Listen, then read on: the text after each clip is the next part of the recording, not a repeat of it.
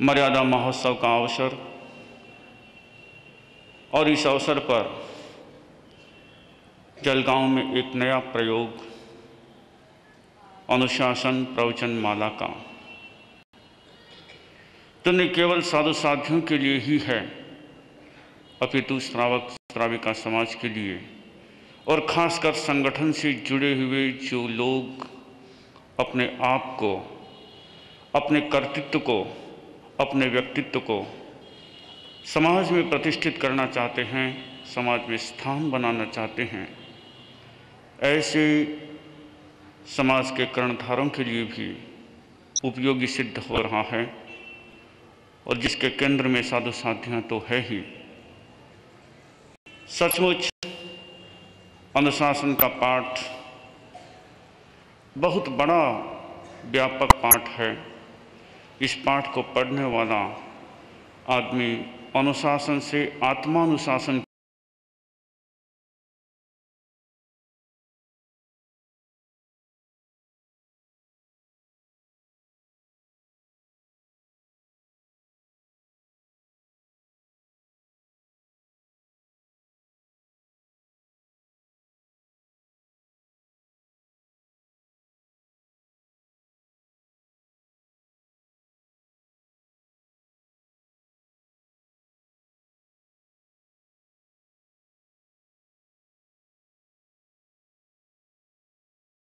की ओर गति कर लेता है और आज का विषय भी इसी आधार पर टिका हुआ है। जीवन का सत्य, जीवन का तर्क करते हैं, वे अनुशासन को जीते हैं, उसके बाद वे अनुशासन करते हैं। ऐसे आत्मानुशासन के महाधनी को हम सुनेंगे।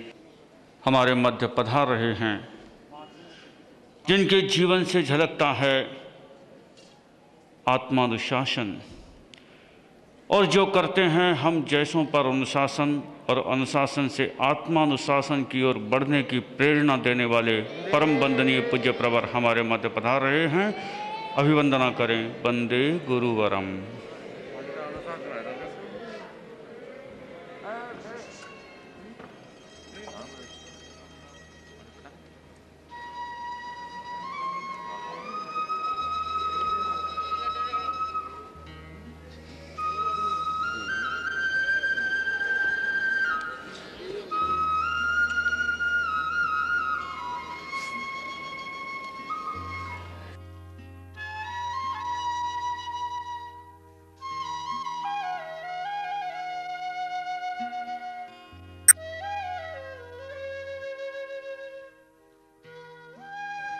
ओम अरहम।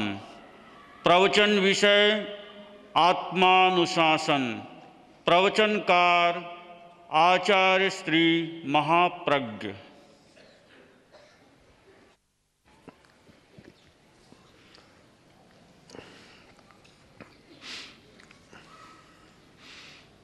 नमो अरहंताणं, नमो अरहंताणं, नमो अरहंताणं। आचार्य तुलसी ने एक ग्रंथ लिखा मनोनुशासन। मन पर हमारा अनुशासन हो। अनुशासन की एक परंपरा अनेक क्षेत्रों में चली है। शब्दानुशासन, जिसके द्वारा शब्द का साधन किया जाता है, सिद्धि की जाती है, शब्दानुशासन बना।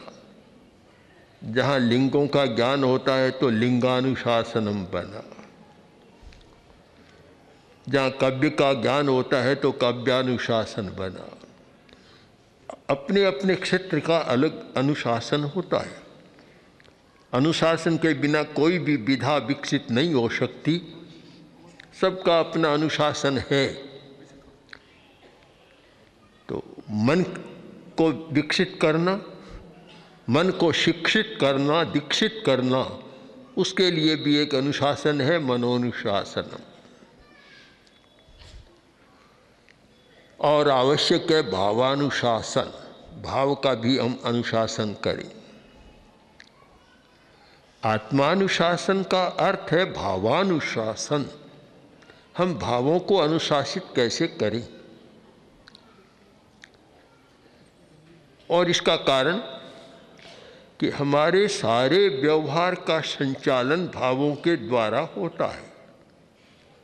भाव मन पर उतरते हैं तो मन का संचालन होता है, और जब शरीर पर उतरते हैं तो शरीर का संचालन होता है। तो पहला हमारा शरीरानुशासन, फिर मनोनुशासनम, और फिर भाव जगत भावानुशासन।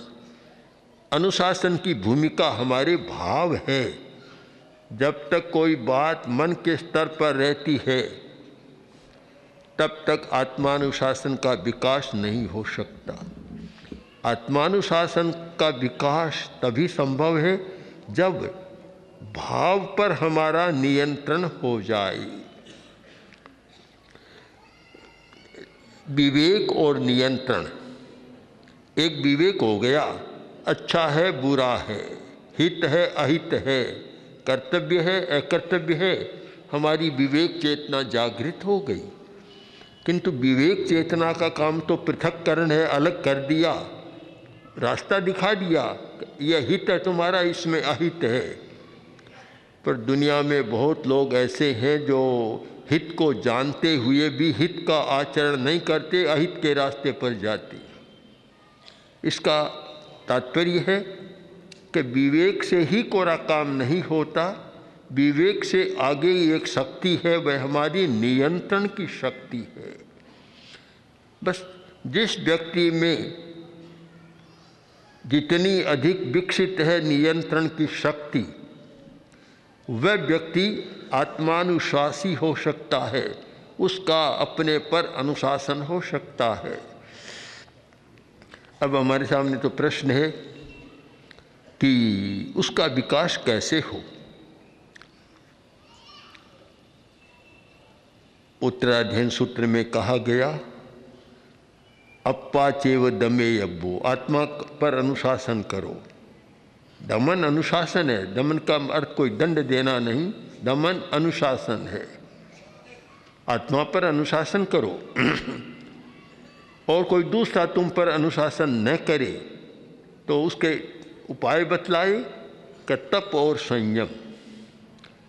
आत्मा अप्पा चेव दे अप्पाहु खलु दुद्दमो, अप्पा दंतो सुई हुई अस्थिंग लोए परत थे, और बरंग में अप्पा दंतो संयमेण तवेन। संयम और तप के द्वारा मैं अनुशासन करूं अपने आप पर। फिर वही प्रश्न होगा कि संयम आए कैसे। प्रश्न वही रहता है। 10वीं कालिक में बतलाया गया, आया खलु स्वयं रखी अब्बो, अप्पा खलु स्वयं रखी अब्बो। आत्मा की रक्षा करो। ये आत्मा को रक्षित करने का उपाय आत्मानुशासन है, पर उसका साधन कि इंद्रियों को समाहित करो। अनुशासन में, नियंत्रण में बाधा डालने वाली है हमारी इंद्रियां। जब तक इंद्रियों पर हमारा अनुशासन नहीं, आत्मानुशासन नहीं हो सकता। तो पहले इंद्रियों पर अनुशासन करो तो फिर आत्मा पर अनुशासन होगा। मूल प्रश्न वही है कि कैसे करें। ज्ञान के द्वारा करें, श्रुत एक आलंबन है और उसके द्वारा हम आगे बढ़ सकते हैं।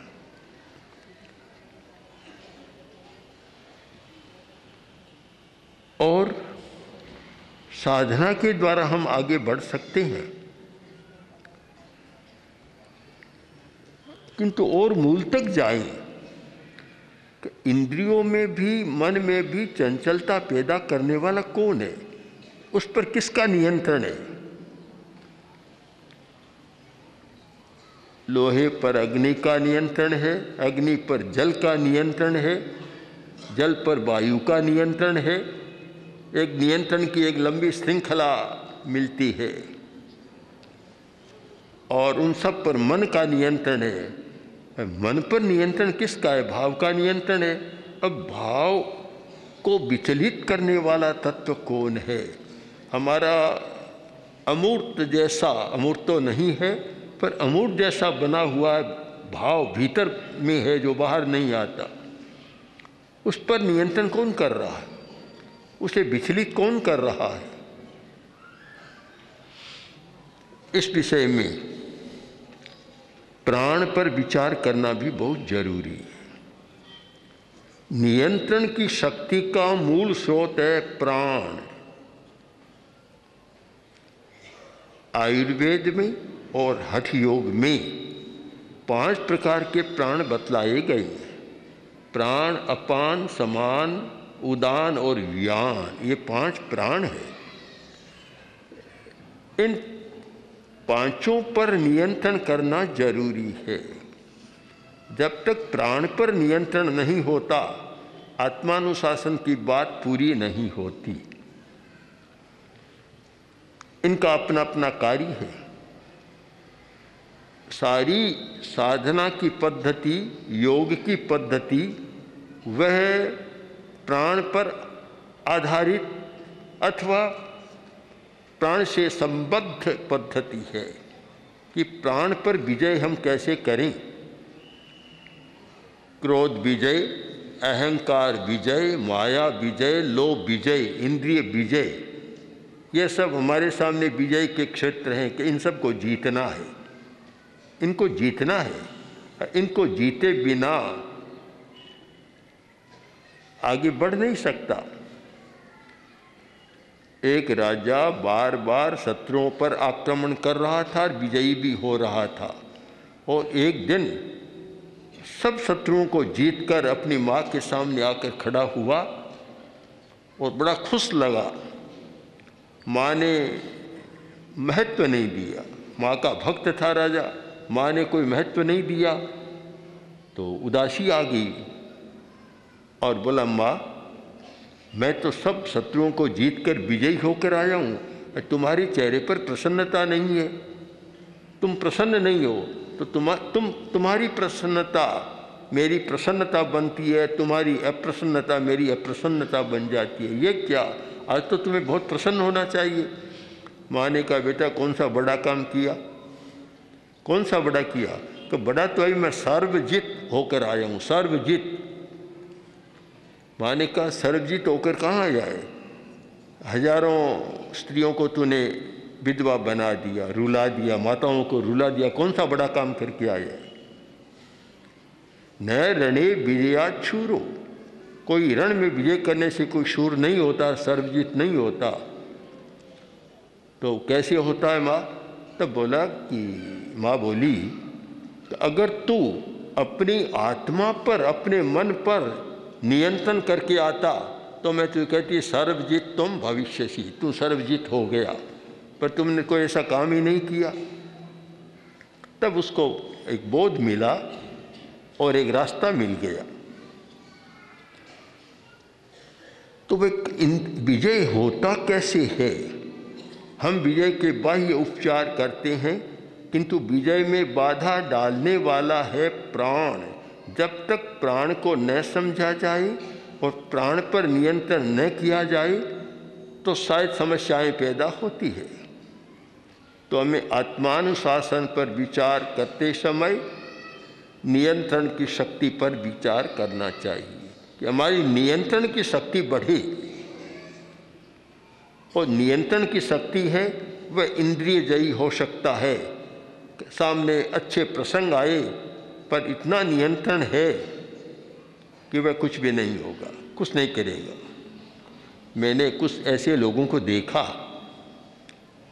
बीदासर में एक व्यक्ति को देखा जो शक्तिशाली आदमी था, प्रभावी था। एक दिन मेरे सामने बैठा था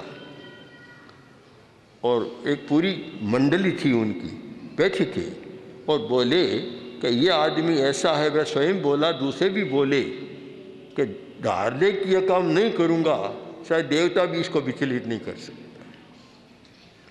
लंबी चौड़ी बात हुई और मैंने पूछा, संतोष जी बोलो कैसी बात, क्या है ये, क्या स्थिति है? कहने बिल्कुल ठीक कह रहे हैं, बिल्कुल ठीक कह रहे हैं। एक दिन मेरे मित्रों ने मेरे नियंत्रण शक्ति की परीक्षा करने के लिए रात के समय एक कमरा था और कमरे में वेश्या को रख दिया, भेज दिया और बाहर से कमरा बंद कर दिया। जब विवाह शादी का प्रसंग था, उस पुराने ज़माने में विवाह शादी में वेश्याओं को लोग बुलाते थे, उस निमित्त से वह आई हुई थी और बंद कर दिया। पूरी रात भर हम दो ही कमरे में बंद रहे, पर एक क्षण के लिए भी मेरा मन विचलित नहीं हुआ, वह कुछ नहीं कर सकी। एक प्रसिद्ध बात है संतोष जी डूगड़ की, ये कैसे हुआ कि उसमें नियंत्रण की शक्ति इतनी ज़्यादा थी। आत्मानुशासन के लिए सबसे पहले कोई करना है विकास, तो नियंत्रण की शक्ति का विकास। हमारी ऐसी नियंत्रण की शक्ति बढ़ जाए कि सामने कुछ भी आए हमें विचलित न कर सके, कोई परिस्थिति हमें विचलित न कर सके। इस स्थिति का विकास हो तब आत्मानुशासन की स्थिति आती है। यह नहीं होता, नियंत्रण की शक्ति नहीं होती, न मन पर नियंत्रण न इंद्रियों पर नियंत्रण। बस एक कटु शब्द कहा, इतने में तो आकाश पाताल एक हो जाता है, क्योंकि उसमें नियंत्रण की शक्ति नहीं है कि अपने आवेश पर नियंत्रण कर सके। जिसमें आवेश पर नियंत्रण करने की शक्ति नहीं है वह बार बार स्वयं व्यथित होता है और दूसरों को भी व्यथित करता है, स्वयं दुखी बनता है और दूसरों को भी दुखी बनाता है, कारण नियंत्रण की शक्ति नहीं है। अब नियंत्रण की शक्ति हमारी कैसे बढ़े? बहुत वर्ष पहले मन में एक प्रश्न आया कि विशिष्ट साधना करने वाले नासाग्र पर ध्यान क्यों करते? भगवान महावीर ध्यान करते थे, नासाग्र पर उनका ध्यान, नासग्र निमीय दिट्ठी, नासाग्र पर दृष्टि निमित होती थी, स्थापित होती थी। नासाग्र पर ध्यान का बहुत बड़ा महत्व अनेक ग्रंथों में मिलता है। ये क्यों? फिर खोजते खोजते हम इस निष्कर्ष पर पहुँचे कि ये प्राण का मुख्य केंद्र है। 5 प्राणों में एक प्राण है प्राण, जिसका नाम है प्राण का मुख्य केंद्र है।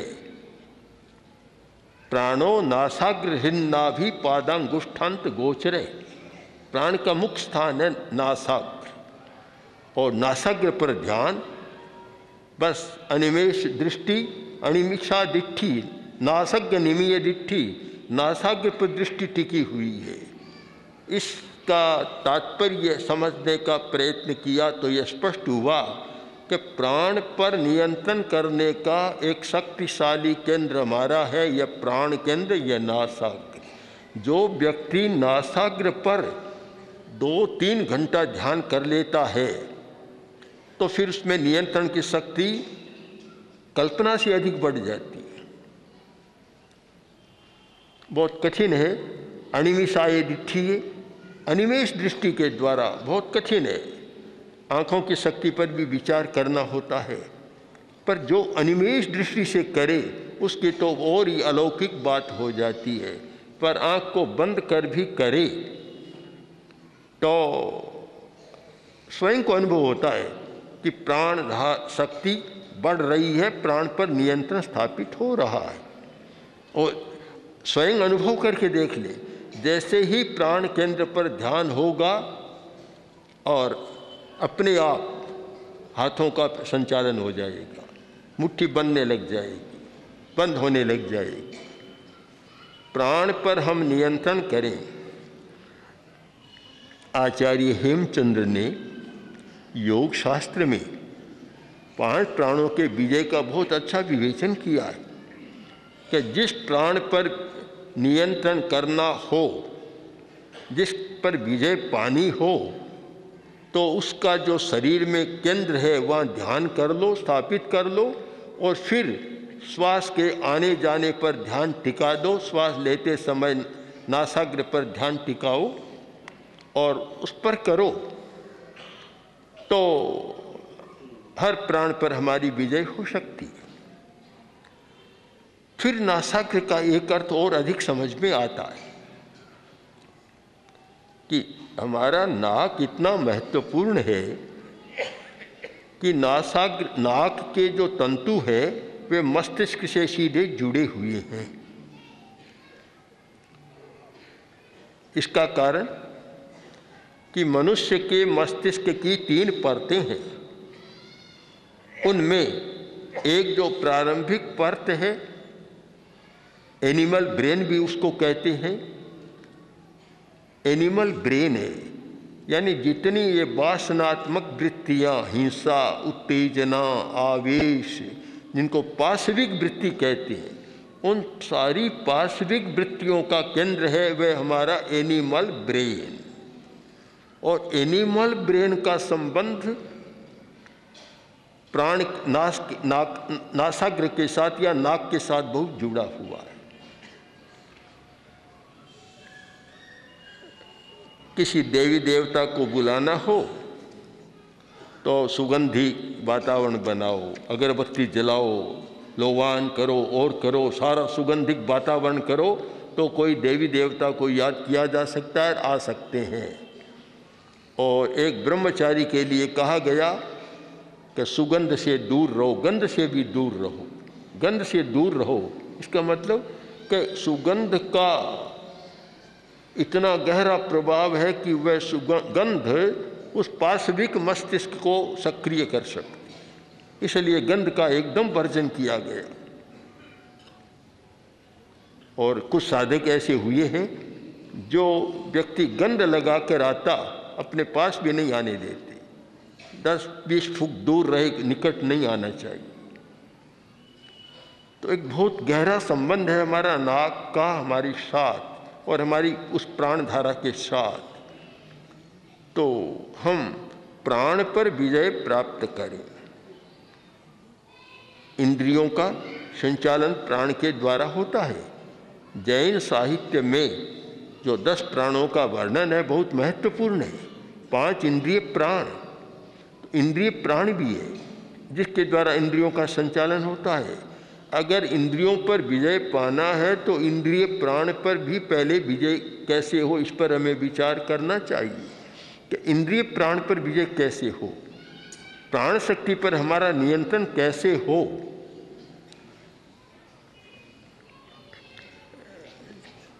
आपने देखा होगा आजकल कुछ लोग प्रदर्शन करते, प्राण पर नियंत्रण पा लिया, व्यक्ति लेट गया और भरे हुए ट्रक को छाती पर से निकाल लिया। अब भला छाती तो कितनी क्षमता वाली है, और भरा हुआ ट्रक कितना क्विंटल वजन उस पर होगा,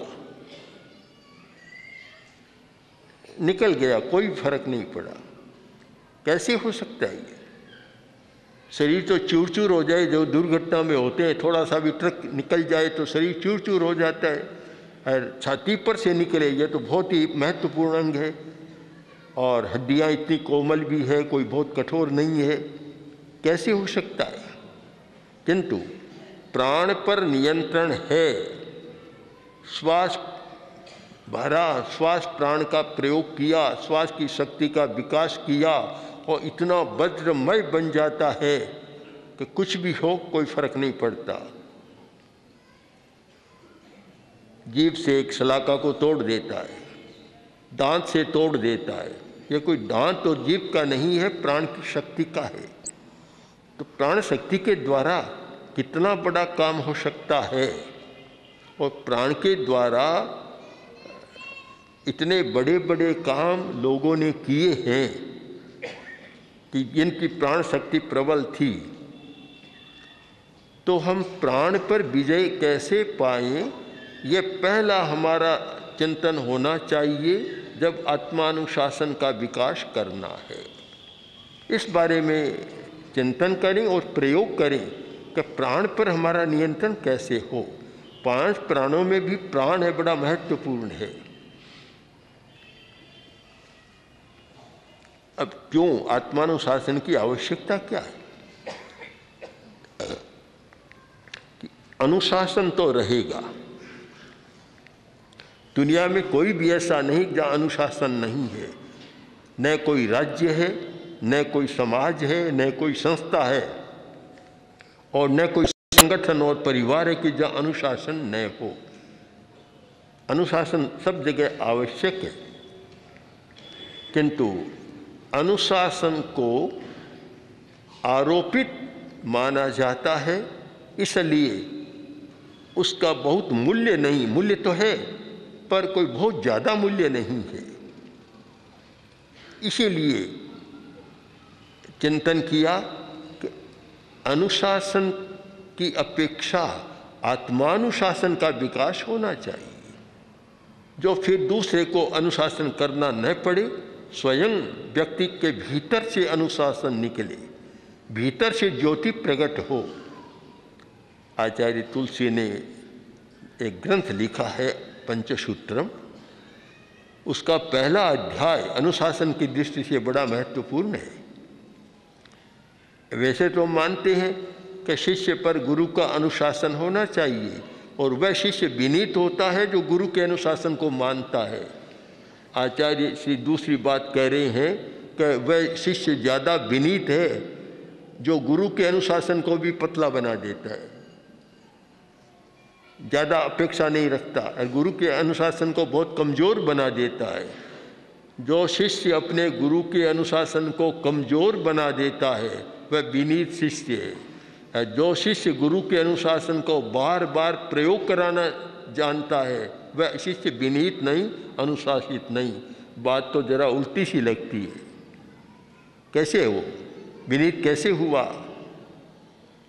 जिसमें अनुशासन करते करते आत्मानुशासन का विकास हो गया तो वह गुरु का अनुशासन कमज़ोर हो गया, बार बार करना भी नहीं करना पड़ता। जो शिष्य बार बार गलतियां करता है, त्रुटियां करता है और गुरु को बार बार अनुशासन करना पड़ता है, वह अनुशासन बलवान तो बनता है पर वह कराने वाला अच्छा नहीं होता।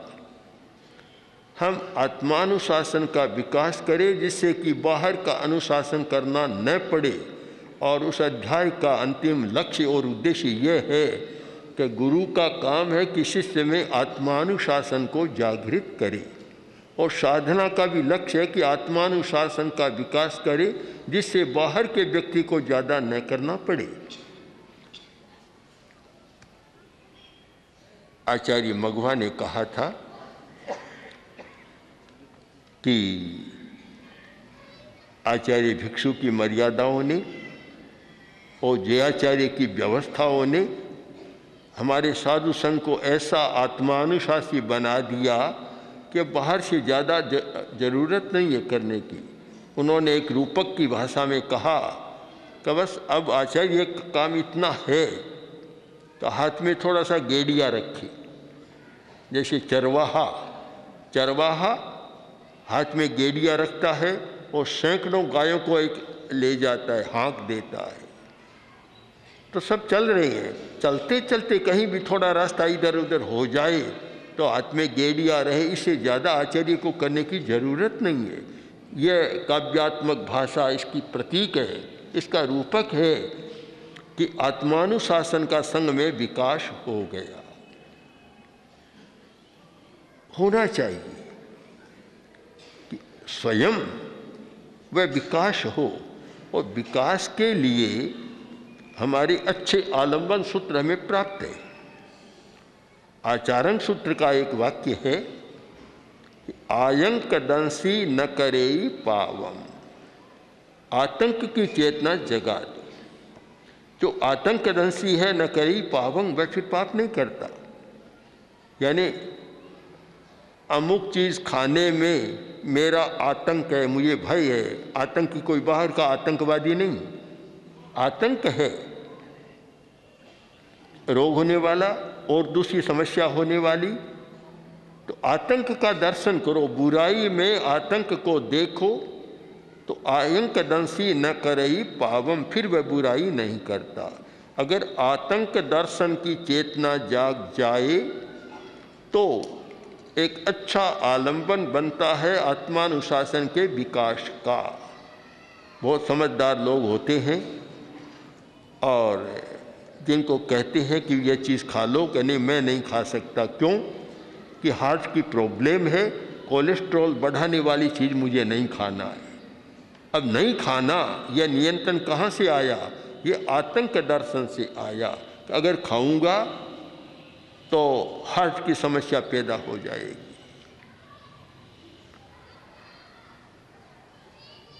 आतंक दर्शन की चेतना पैदा कर दो, वह नहीं होती है तब तक अनुशासन भी मान्य नहीं होता। वैद्य के पास 2 व्यक्ति गए रोगी, और भी कई थे, 2 बैठे थे। वैद्य ने पहले को देखा और देखकर कहा कि तुम्हारी बीमारी कोई खास नहीं है, कमजोरी है और सर्दी का मौसम है। अभी ऐसा करो कि तुम पौष्टिक भोजन करो, मेथी के लड्डू खाओ, गूंद के लड्डू खाओ, ये खाओ, पौष्टिक भोजन करो, ठीक हो जाओगे। दूसरे रोगी को देखा और देख कर नाड़ी नूड़ी देख कर बोला कि तुम रूखा फाफड़ा खाओ, गरिष्ठ भोजन मत करो। बिल्कुल विपरीत दिशाएं, उल्टा। वह बोला वैद्य जी महाराज, और सब जगह तो पक्षपात दुनिया में होता है, आपके यहाँ भी पक्षपात का राज्य है।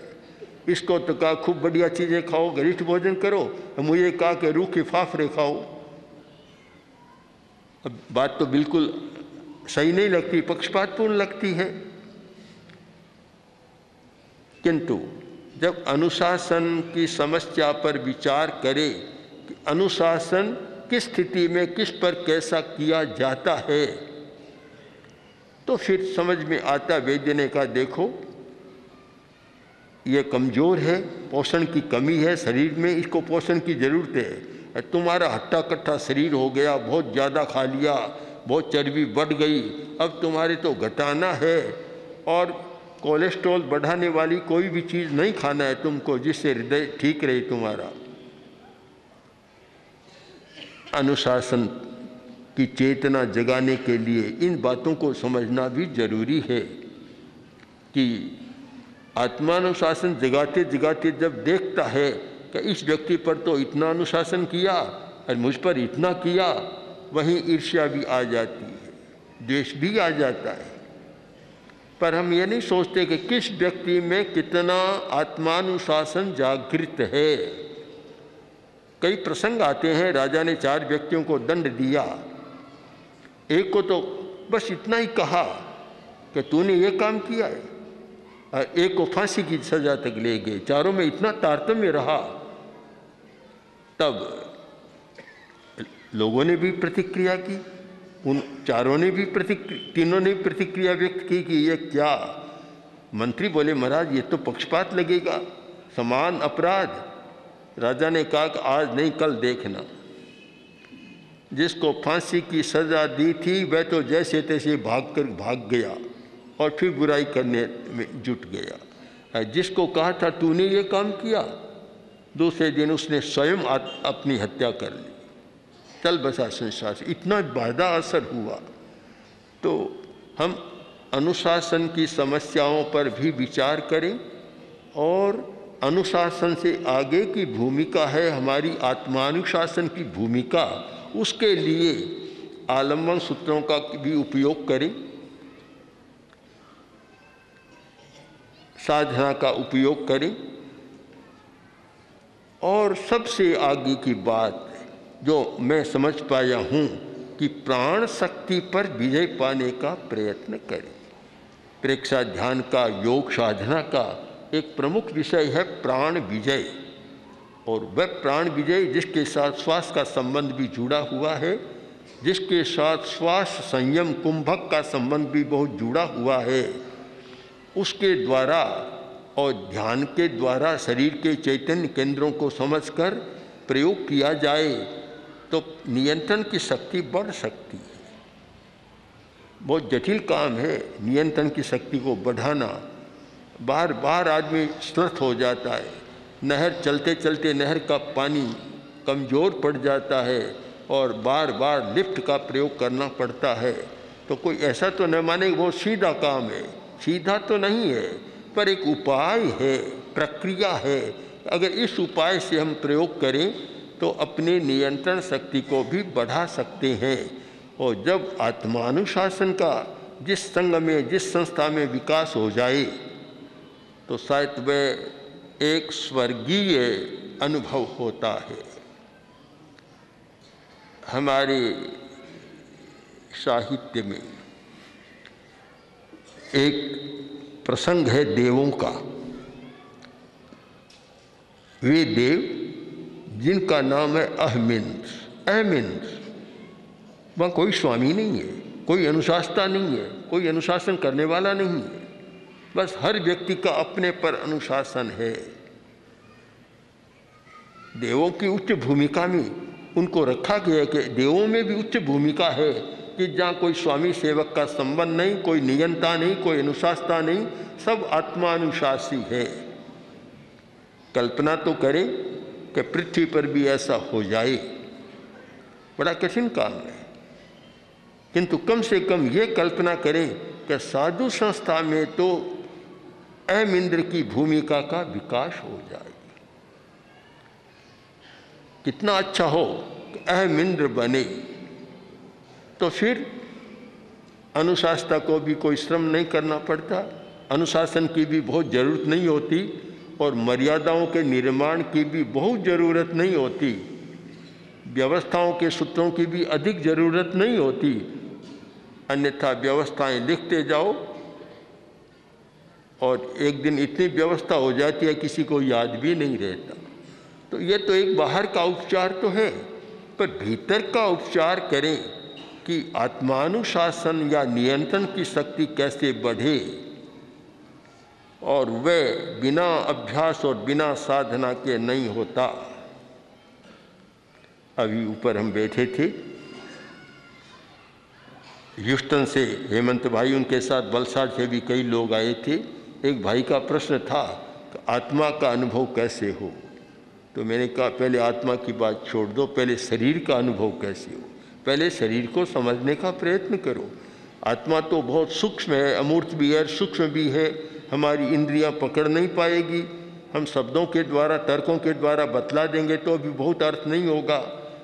शरीर को समझने का प्रयत्न करें, शरीर के रहस्यों को समझने का प्रयत्न करें, और शरीर में रही हुई हमारी जो नियामक शक्ति, नियंत्रण शक्ति है, शरीर में है हमारे, जो इंद्रिय और मन पर भी कंट्रोल कर सकती है, उसे समझने का प्रयत्न करें। और उस प्रयत्न के द्वारा हम भाव जगत तक जाएं, और भाव जगत से आगे जो और हमारा सूक्ष्म शरीर है, तेजस शरीर, वहाँ तक जाएं। जो नियंत्रण की शक्ति का मूल स्रोत है हमारा तेजस शरीर। जिस व्यक्ति को नियंत्रण की शक्ति का विकास करना है, उसके लिए तेजस केंद्र पर लंबा ध्यान करना जरूरी होता है, जिससे कि नियंत्रण की शक्ति बढ़े। बिना विद्युत के, बिना तेजस के नियंत्रण की शक्ति का विकास नहीं हो सकता।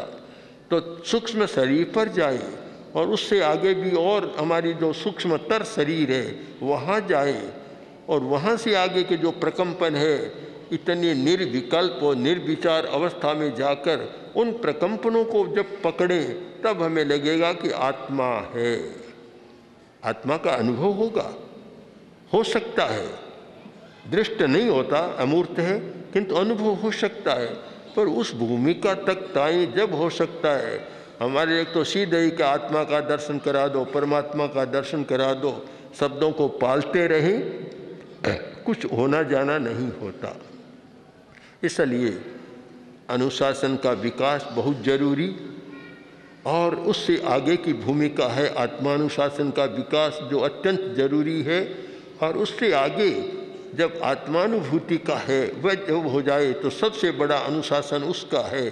तो हम एक प्रक्रिया के साथ चलें और यह संकल्प करें कि एक न एक दिन हमें अनुशासन को आत्मानुशासन में बदलना है।